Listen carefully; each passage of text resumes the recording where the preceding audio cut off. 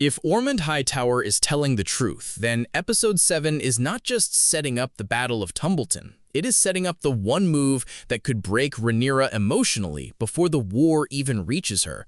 Because this trailer is full of dragons, yes, but the most dangerous thing in it might not be Vhagar, Sheepstealer, or even Sunfyre. It might be information. Information about Jace, about Rhaenyra, about Daemon's lie, and about the one person in King's Landing who may know exactly how this war ends. What's up, everyone? Welcome back to Breakdown Epic. Just to let you know, this video will contain spoilers. Now, this trailer for House of the Dragon Season 3, Episode 7 feels like the kind of penultimate setup where every major storyline suddenly starts leaning toward the same disaster at once. Rhaenyra is on the throne, but still does not feel settled. Ormund thinks he finally has the upper hand. Aemond is healing, but maybe emotionally more vulnerable than ever. Aegon looks broken until something out in the dark seems to wake him up again, and Helena may be the one person left alive who understands more about the end of this war than anyone else. So let's break this down properly, because I do not think this episode is going to be about one big battle. I think it is going to be about positioning the emotional explosives before the finale lights the match. I actually want to start with Ormund, because the most revealing line in the trailer comes from him. He says he has a piece on the board that can bring the Savage Queen to her knees. That is not a battlefield line. That is a psychological line. It suggests he has something more valuable than numbers or walls. He has leverage. And when you look at what the trailer is giving us, there are really only two possibilities that fit. The first is Hugh and Ulf. We already know they are frustrated, restless, and feeling more like caged weapons than honored dragon riders.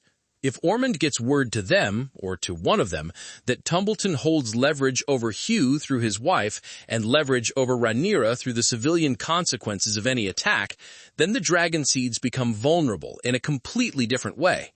They stop being power and start being pressure points. The second possibility, and honestly the one I think is darker, is that the piece is Rhaenyra.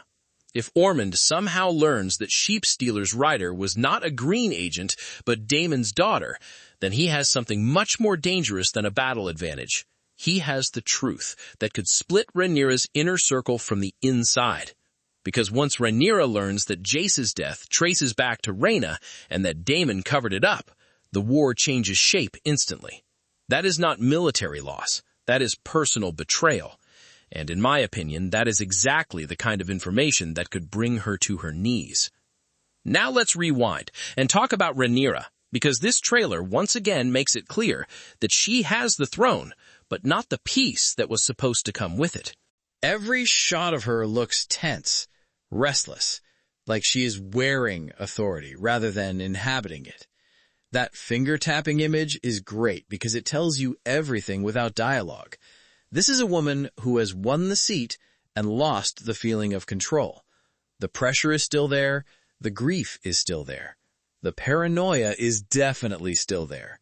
And if anything, being queen seems to have intensified all of it. She is not just fighting a war now. She is trying to prove that she deserves to rule, while also making decisions that will almost certainly turn her into someone she does not want to be. That is why Helena matters so much in this episode.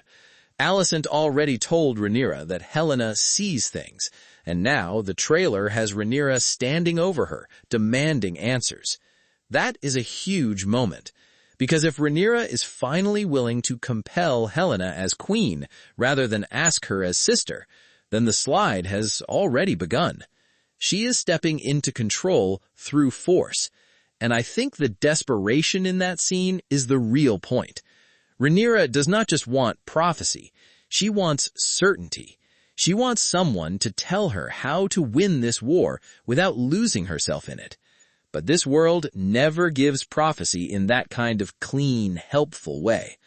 George R.R. Martin's entire universe basically screams the same warning every time someone leans too hard into fate. Prophecy does not save you. It seduces you. So if Helena does speak, I think whatever she says will make Rhaenyra more afraid, not more secure.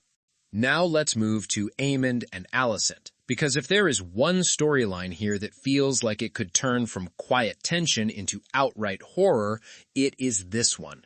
Alicent going to Harrenhal is already a massive risk, and Alice Rivers immediately frames her arrival as danger.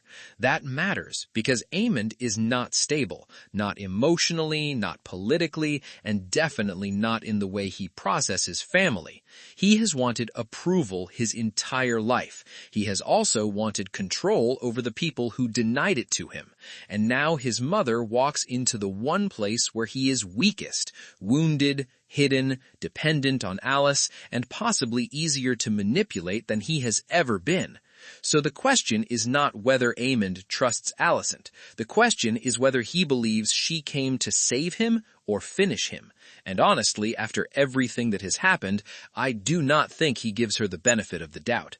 That is what makes Alicent's position so dangerous. She may still believe she can reason with her children.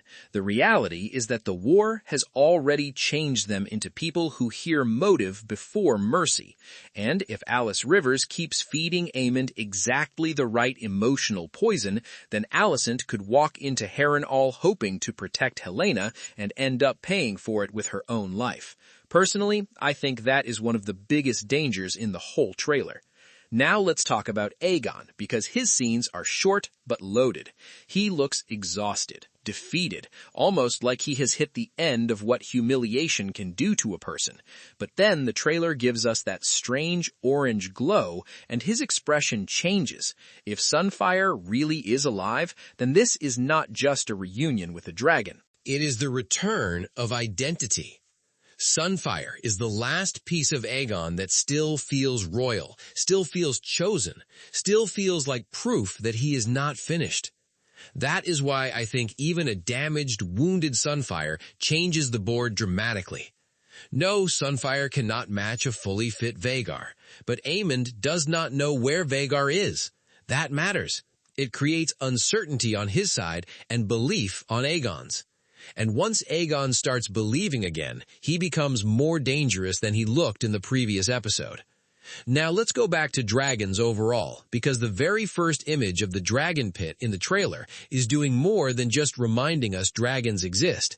It is warning us that dragon distribution is about to shift again. Sheepstealer is no longer hidden. Vhagar is absent. Sunfyre may be alive. Vermithor and Silverwing are still attached to men who already feel disrespected. And the longer this war goes, the less dragons feel like symbols of clear control, and the more they feel like wild variables that can turn on anyone at any time. That is why I think Episode 7 is really about instability. Political instability, yes, but also dragon instability. Nobody fully has a handle on where every dragon is, what every rider wants, or how much trust remains between the people trying to command them. And in a war built on dragon advantage, that is a nightmare. Now let me lock in a prediction here. I do not think the Battle of Tumbleton fully happens in Episode 7. I think the episode ends by aligning every major threat around it. Ormund consolidates his leverage. Rhaenyra learns something that destabilizes her emotionally. Aemond grows more suspicious and dangerous. Aegon regains a sliver of hope through Sunfyre. And by the end of the hour, everyone is in place for the kind of finale where one wrong move burns half the board down. That is the shape I think the trailer is building. Before I wrap up, let's do the fast-fire version. Ormund's piece on the board is either the dragon seeds or the truth about Rhaenyra. Rhaenyra is still on edge and nowhere near emotionally steady enough for what is coming. Helena's dreams could push her deeper into paranoia instead of giving her clarity. Alicent's visit to Harrenhal might be the most dangerous journey in the entire episode. Aegon looks broken, but Sunfyre could change that instantly. And the dragons themselves are now less an advantage and more an unstable equation no one can fully solve. So, overall, I think House of the Dragon Season 3, Episode 7 is setting up one thing above all else. Not just the next battle, but the emotional betrayal and political collapse that will make that battle far worse than anyone is ready for.